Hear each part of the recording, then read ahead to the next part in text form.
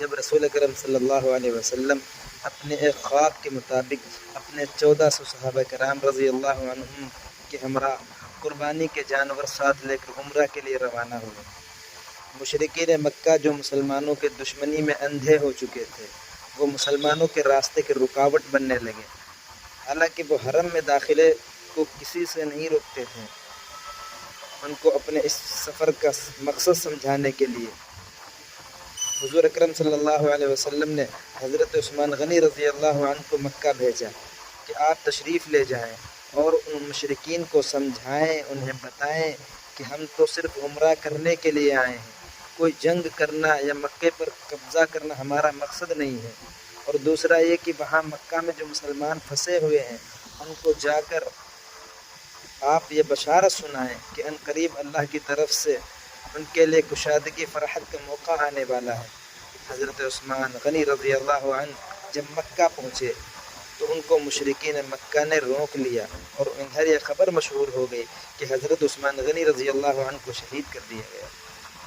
اب یہ مسئلہ ایک خون کا مسئلہ بن گیا، ایک مسلمان کے خون کا مسئلہ۔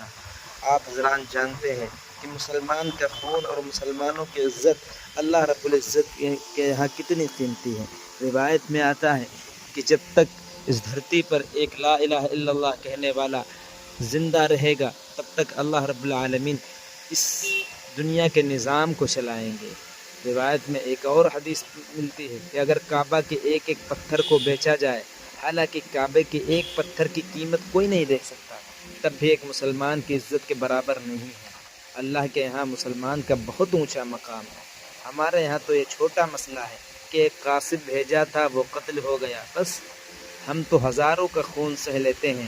لاکھوں عزتوں کو لٹتا ہوا برداشت کر لیتے ہیں، لیکن وہ اللہ کے نبی تھے، وہ صحابہ کرام رضی اللہ عنہ اجمعین تھے، وہ سمجھتے تھے اگر ہم میں سے کسی ایک کو بھی ظلم کے ساتھ قتل کر دیا گیا، اس کا انتقام نہ لیا گیا تو پھر اس زندگی کا مزہ ہی کیا۔ آج ایک مسلمان کا خون اس طرح رائنگا چلا جائے تو پھر کل جس کا دل چاہے مسلمانوں کو قتل کرے، جس کا دل چاہے مسلمانوں کی عزت خراب کرے، جس کا دل چاہے مسلمان کی گردن کاٹے۔ ایسا ہرگز نہیں ہو سکتا۔ اس ظلم کو ہم برداشت نہیں کر سکتے۔ ہم دنیا سے اس ظالمانہ رسم کو ختم کریں گے